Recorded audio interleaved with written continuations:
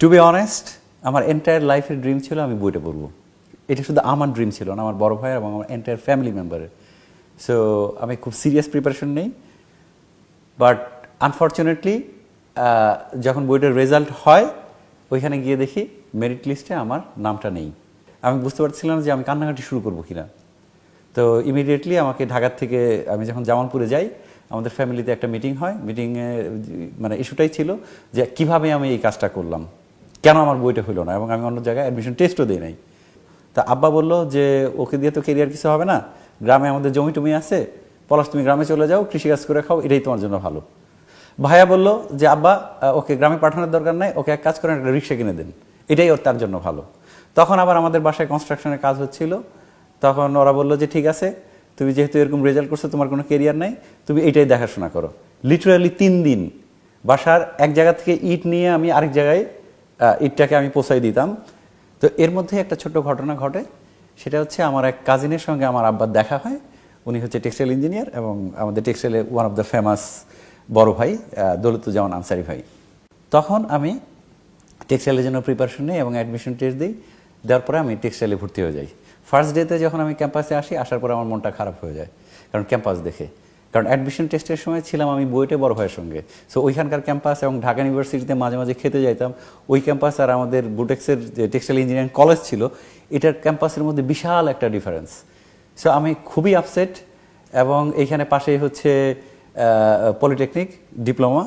So তখন আমি টেক্সটাইলে আস্তে আস্তে টেক্সটাইলে পড়া শুরু করি। তো পড়তে পড়তে এরকম একটা সিচুয়েশন হয়, যেহেতু আমার মোটিভেশন ছিল না যে টেক্সটাইলে পড়বো, সো লিটারালি ফার্স্ট ইয়ারে আমি কিছুই করি নাই। সো ফার্স্ট ইয়ারে আমাদের একটা র্যাঙ্কিং করা হয় যে ফার্স্ট ইয়ারে সবচেয়ে কম পড়াশোনা করছে এরকম 10 জন। ওই র্যাঙ্কিংয়ে আমার পজিশন ছিল 3, যেটা আবার ওয়ালে টাঙানো ছিল। পরের বার আমার অ্যাডমিশন দেওয়া হয় না, আমি আস্তে আস্তে টেক্সটাইলই পড়তে থাকি। তো আমি যখন টেক্সটাইলের থেকে পাশ করি, পাশ করার পরে আমি জয়েন করি হচ্ছে বেক্সিমকোতে। ফার্স্ট জবটা ছিল কোয়াইট ডিফিকাল্ট। ওই ধরনের জব হয়তোবা এখন ইন্ডাস্ট্রিতে এক্সিস্ট করে না, বিকজ আমার স্পিনিংয়ের জব ছিল, ওইখানে আমি প্রোডাকশনে জব করতাম। কোয়াইট হট ছিল টেম্পারেচার, প্রচণ্ড নয়েজ ছিল এবং ডাস্ট ছিল। সো লিটারালি যখন মর্নিং শিফটে যেতাম, আমি গিয়ে দুপুরের শিফটে যখন ব্যাক করতাম বাসায়, সো নিকুঞ্জে থাকতাম, গাড়ি থেকে নামার পরে লিটারালি দৌড় দিয়ে বাসায় ঢুকতাম, বিকজ আমার চুলের মধ্যে সাদা সাদা ফাইবার লেগে থাকতো, যাতে কেউ না দেখে যে আমি কী ধরনের জব করি। তারপরে আমি এসিআইতে জয়েন করি, মার্কেটিংয়ের জবে কেরিয়ার শুরু করি। তো এর মধ্যে যেটা হয়, আমার বড় 2 ভাই যে আছে, তারা দেশে বাইরে চলে যায় পিএইচডি করার জন্য। তো এরপরে একটা পর্যায়ে আমার কেরিয়ার আস্তে আস্তে গ্রো করতে থাকে এবং আমার আব্বা এক সময় প্রাউড ফিল করা শুরু করে যে না, আমার ছেলেটা টেক্সটাইল ইঞ্জিনিয়ারিং পড়ে ভালো কেরিয়ারের দিকে যাচ্ছে। বাট ইনিশিয়াল স্টেজে যেই স্ট্রাগলটা আমাকে করতে হয়, যে অনেকের কাছে মানে কোনো জায়গায় বেড়াতে যেতাম, কোথায় পড়ো, টেক্সটাইলে, ও আচ্ছা, এটা কি ডিপ্লোমা না বিএসসি, এই কোশ্চেনের অ্যান্সার দিতে দিতে ফেড আপ হয়ে গেছিলাম আমি। এক সময় চিন্তা হলো আমার কাছে তো হয়তো কেউ মেয়েটিও বিয়ে দিবে না, বিকজ স্টিল ডিপ্লোমা এবং বিএসসির এই টানাটানির মাঝখানে আমি আছি, টেক্সটাইল ইঞ্জিনিয়ারিং সম্পর্কে কেউ কোনো আইডিয়াই নাই। 2012-এর যদি ফাস্ট ফরওয়ার্ড করি, তখন আমি রিজনেবলি গুড পজিশনে আমি জব করি। তখন আমার বড় ভাইয়া, যিনি বুয়েট থেকে পাশ করে পিএইচডি করে অস্ট্রেলিয়াতে সেটেল, উনি দেশে আসে। আসার পরে আমাকে নিয়ে একদিন উনি বেড়াইতে যায়, সেটা হচ্ছে বুয়েটেই আমরা বেড়াইতে যাই। তো মেকানিক্যাল ডিপার্টমেন্ট যে ছিল, ওইখানকার হেড যে, উনি ছিল ভাইয়ার ফ্রেন্ড, ক্লাসমেট। তখন ওনার বাসায় ডিনারের সময় তো একটা ডিসকাশন চলতেছিল যে ওই বড় ভাইয়ের যে ভাতিজা নেফিও, সে অ্যাডমিশন টেস্ট দিবে। তো ভাইয়া তাকে কনভিন্স করার চেষ্টা করতেছিল, why don't you go for textile, কারণ বুয়েটে যদি তুমি অ্যাডমিশন নাও, তোমাকে চিন্তা করতে হবে দেশের বাইরে চলে যাওয়ার, বিকজ বাংলাদেশে বুয়েটের যে জব সেক্টর এখনও ওরকম রিচ না। ওয়ারাস টেক্সটাইল ইঞ্জিনিয়ার যারা আছে, যারাই পাশ করে যাচ্ছে, খুব ভালো ভালো স্যালারিতে জয়েন করতেছে এবং কেরিয়ার গ্রোথ হচ্ছে অনেক ভালো। আমি যদি ইজি এক্সাম্পল দিই, সেটা হচ্ছে 1988-এ আমি ক্যাট কলেজে পরীক্ষা দিতে আসি। তখন ভাইয়ার রুমে আমি উঠি। তো ভাইয়ার যে রুমমেট ছিল, ওই রুমমেট এবং আমি একই সঙ্গে একই পজিশনে বেক্সিমকোতে জব করতাম। তার মানে ওনার চেয়ে 8 ব্যাচ জুনিয়র, বাট মোরলেস আমাদের পজিশন ছিল সেম লেভেলের। তো ওই দিন আমি রিয়েলাইজ করতে পারি যে না, আমি অ্যাকচুয়ালি আনইনটেনশনালি আমি খুব একটা ভালো ডিসিশন নিয়েছিলাম, যেটা হলো টেক্সটাইল ইঞ্জিনিয়ারিং পড়ার জন্য। তো এটার সঙ্গে যদি আমি আরেকটু অ্যাড করি যে আমরা কত ফরচুনেট টেক্সটাইল ইঞ্জিনিয়ারিং যারা পড়ছি, আমরা যারা টেক্সটাইল ইঞ্জিনিয়ার, এটার ইজি এক্সাম্পল দেওয়া যাবে এইভাবেই। সো 2008-এ আমি যখন আসুটেক্সেই জব করি, তখন আসুটেক্সের ব্র্যান্ড ইমেজ ছিল না, কেউ চিনতো না। সো খুব একটা স্ট্রাগল ছিল আমার তখন যে এইটাকে অ্যাস্টাবলিশড করা। তো একটা পর্যায়ে মনে হলো যে এত কিছুর দরকার কি, আমি যেহেতু আমি আবার জিআরই দিয়ে আমি আবার দেশে বাইরে চলে যাব, বাইরে গিয়ে মাস্টার্স বা পিএইচডি করব। তখন আমি একদিন আমার যে বস ছিল আসুটেক্সের, ড্যানিয়েল ক্যারেরাস, সে আমার বস প্লাস ফ্রেন্ড ছিল, যেহেতু একসঙ্গে আমরা ঘুরতাম, বিভিন্ন জায়গায় অ্যাডভেঞ্চারে যেতাম। তো একদিন আমি সাহস করে তাকে বলে ফেললাম যে ড্যানি, আমি তোমার কাছে একটা অ্যাডভাইস দরকার আমার। ড্যানি বললো, কি বলো আমাকে? তা আমি বললাম যে দেখো, এই সেক্টরে আমার কাছে অনেক ডিফিকাল্ট মনে হয় মাঝে মাঝে, আবার নতুন ব্র্যান্ড নিয়ে শুরু করছি, তুমি তো আমার চেয়ে খুব বেশি 3-4 বছরের সিনিয়র, তো তুমি আমার চেয়ে বেশি জানো এবং গ্লোবাল টেক্সটাইল সেক্টর সম্পর্কেও জানো, তুমি আমাকে একটু অ্যাডভাইস করো। আমার মন চাচ্ছে যে আমি দেশের বাইরেই চলে যাই, গিয়ে ওখানে পিএইচডি করবো, করে ওইখানে সেটেল করবো। তা আমার এই কোশ্চেন শুনে সে খুব অবাক হয়ে যায়, মনোয়ার, আর ইউ ক্রেজি? তা আমি বললাম, ওয়াই?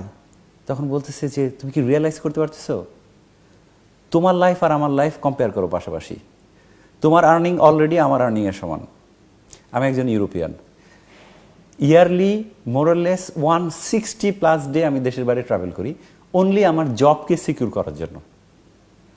আমার কিন্তু ট্রাভেল করতে খুব একটা ভালো লাগে না, বিকজ তুমি 1-2বার বেড়াতে যাও, আর হচ্ছে জবের জন্য এভরি মান্থেই কোনো না কোনো জায়গায় যাচ্ছ।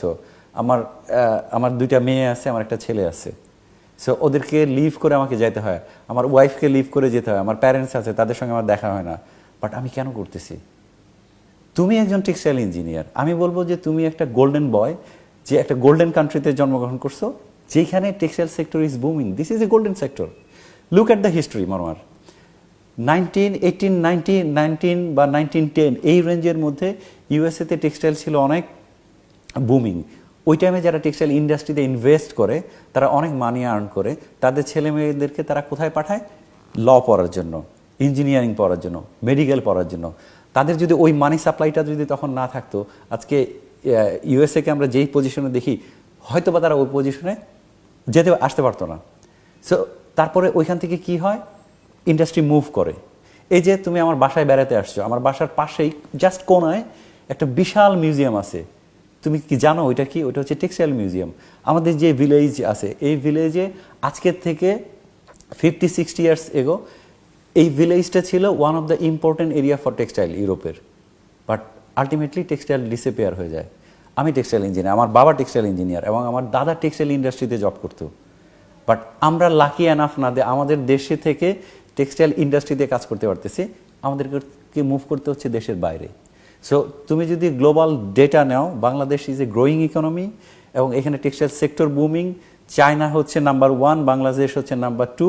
বাট চায়না যেহেতু এখন ইলেকট্রনিক্সের দিকে শিফট করে যাচ্ছে, বিকজ অপরচুনিটি কস্ট অনেক হাই এবং লেবার কস্ট হাই, এই জন্য ইন্ডাস্ট্রি শিফট করতেছে কিন্তু বাংলাদেশে, ভিয়েতনামে, কম্বোডিয়াতে, ইন্ডিয়াতে, পাকিস্তানে।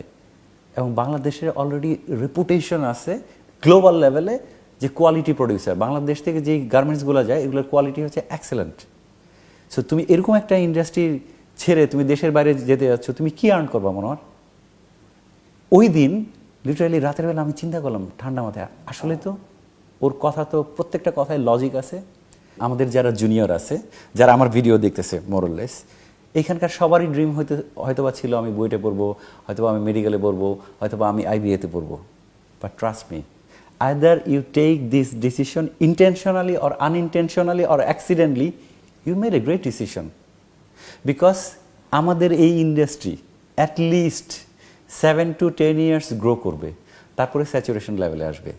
তার মানে আমরা যখন এই ইন্ডাস্ট্রি ঢুকি, we had the luxury to choose a job, because market বড় হচ্ছে, ওই পরিমাণ টেক্সটাইল ইঞ্জিনিয়ার এবং টেক্সটাইল প্রফেশনাল ইন্ডাস্ট্রিতে ছিল না। এই কারণেই 15 to 18,000 টেক্সটাইল ইঞ্জিনিয়ার যারা বিভিন্ন ইনস্টিটিউশন থেকে অলরেডি মার্কেটে আছে, তারা সবাই জব পাচ্ছে। এই ধরনের ফেনোমেনন এক্সিস্ট করে না অন্য কোনো ইউনিভার্সিটিতে। Trust me, IBA is one of the best institute বাংলাদেশে, বাট ওদের স্টুডেন্ট সংখ্যা হচ্ছে অনলি 100। বুয়েট থেকে যারা পাস করতেছে তারা এক্সট্রিমলি মেরিটোরিয়াস, এবং তারা হচ্ছে খুবই ব্রিলিয়ান্ট। অ্যাডমিশন টেস্টে যারা ফার্স্টের দিকে থাকতো, তারাই আজকে বুয়েটে পড়তো।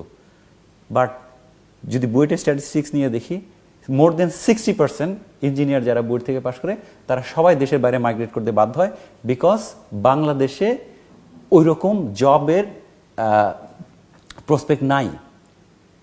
তারা সেম লাইফ লিড করতেছে, মোরলেস আমার বস যেরকম অন্য দেশ থেকে এইখানে আসতেছে, সেরকম তারা আমাদের দেশ থেকে গিয়ে অন্য দেশে সেটেল হচ্ছে, ওই দেশকে ডেভেলপ করতেছে। ওয়ারেস আজকে যারা আমরা টেক্সটাইলে পড়ছি, আমরা মোরলেস 98% টেক্সটাইল ইঞ্জিনিয়ার আমাদের দেশে থাকতে পারতেছি, আমাদের দেশে কন্ট্রিবিউশন করতে পারতেছি, যেখানে আমাদের দেশের যদি এক্সপোর্ট ফিগার বলি 32 আর 33 বিলিয়ন, এর মধ্যে 28 বিলিয়ন হচ্ছে টেক্সটাইল ইন্ডাস্ট্রি থেকে। আমাদের entire economy depends on textile industry.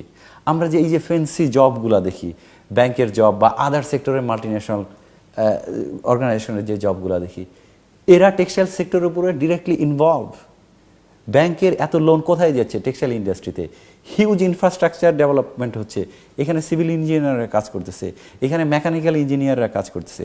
তার মানে টেক্সটাইল এই আরএমজি সেক্টর হচ্ছে বাংলাদেশের ব্যাকবোন। আমরা আইদার এটা অ্যাকসেপ্ট করি বা না করি, বাট স্ট্যাটিস্টিক্যাল ফিগার তাই বলে। তো এই জন্য আমি বলবো ফিল প্রাউড। আমার এর আগের ভিডিওতে আমি বলছিলাম যে আমাদের টেক্সটাইল ইঞ্জিনিয়াররা অনেকে অনেক ভালো ভালো পজিশনে আছে। This is a fact. আমরা যদি আমাদের গত 10 বছরের ক্যালকুলেশন করি, মোরলেস 80% টেক্সটাইল ইঞ্জিনিয়ার খুব ভালো পজিশনে আছে। ইন ফিউচারে যে ধরনের মার্কেট আমাদের সামনে আসতেছে, আমি বলবো যে গোল্ডেন ট্রেন যদি আমি মানে কম্পেয়ার করি টেক্সটাইল ইন্ডাস্ট্রিকে, যে গোল্ডেন ট্রেন একসময় ইউরোপে ছিল, ইউএসএতে ছিল, ওইখান থেকে চায়নাতে যায়, চায়না থেকে বাংলাদেশে আসে। এখন এই ট্রেন এখন বাংলাদেশের স্টেশনে আছে। আমাদেরকে মেক শিওর করতে হবে এই গোল্ডেন ট্রেনে আমাদেরকে উঠতে হবে। অনলি উঠতে হবে না, এই ট্রেনের রাইট সিটের পজিশনগুলো আমাদেরকে নিতে হবে। তাহলে আমাদের এক্সট্রিমলি গুড ক্যারিয়ার ওয়েট করতেছে আমাদের জন্য লিটারালি। ইন ফিউচারে প্রোডাক্টিভিটি বাড়াইতে হবে আমাদেরকে, মেশিনের টেকনোলজির ফুল অ্যাডভান্টেজ নিতে হবে। এই ধরনের কাজ যদি করতে যাই আমরা, টেক্সটাইল ইঞ্জিনিয়ার সবচেয়ে বেশি ইম্পর্টেন্ট রোল প্লে করবে। তার মানে আমি যদি বলি যে টেক্সটাইল ইঞ্জিনিয়ারের যে গোল্ডেন এজ, যেটা এই golden age already has started. Make sure করতে হবে টেক্সটাইল ইঞ্জিনিয়ারদেরকে যে আমাদের কন্ট্রিবিউশনের মাধ্যমে এই গোল্ডেন এজকে আমরা এক্সপানশন করব, যাতে এইখানে একসময় ভ্যালু এডিশনের কাজ হবে, ফ্যাশনের কাজ হবে, টেকনিক্যাল টেক্সটাইলের কাজ হবে। একসময় হয়তো বা আমাদের ফ্যাশন ডিজাইনাররা ডিজাইন দিবে, ইউরোপিয়ান বা আদার্স ব্র্যান্ডরা অ্যাপ্রুভ করে আমাদের দেশ থেকে কাজ করে নিয়ে যাবে। সো এই ধরনের ইন্ডাস্ট্রিতে আমাদের প্রিপারেশন দরকার। আগের ভিডিওতে আমি বলছি যে কেরিয়ারের জন্য কী ধরনের প্রিপারেশন দরকার। আমি যদি বলি তাহলে আমি যেটা বলবো যে আমাদের ফার্স্ট প্রিপারেশন হচ্ছে মার্কেট সম্পর্কে জানা, fashion, how big this industry is, what are the major factors যেটা আমাদের ইন্ডাস্ট্রিকে শেপ করবে ইন ফিউচারে। এই ফ্যাক্টরগুলো কি, এইটার উপরে আমাদের প্রিপারেশন দরকার। টু বি অনেস্ট, আমাদের যে লাস্ট ভিডিওটা ছিল জব পাবো কি, এটার যে ফিডব্যাক, যেটা ইউটিউবে কমেন্টস এবং ফেসবুকে কমেন্টস দেখে আমি ওভারওয়েলম, রিয়েলি আমি ওভারওয়েলম। আমি আসলে বুঝতে পারছিলাম না যে আমার এই ধরনের যে এক্সপেরিয়েন্স শেয়ারিং এটা একটা ইম্প্যাক্ট তৈরি করবে। সো আমি এক্সপেক্ট করব আপনারা ভিডিওগুলোতে কনস্ট্রাকটিভ কমেন্ট করবেন, এবং আপনাদেরকে অসংখ্য অসংখ্য ধন্যবাদ টেক্সটাইল টিভির ভিডিও দেখার জন্য। Thank you.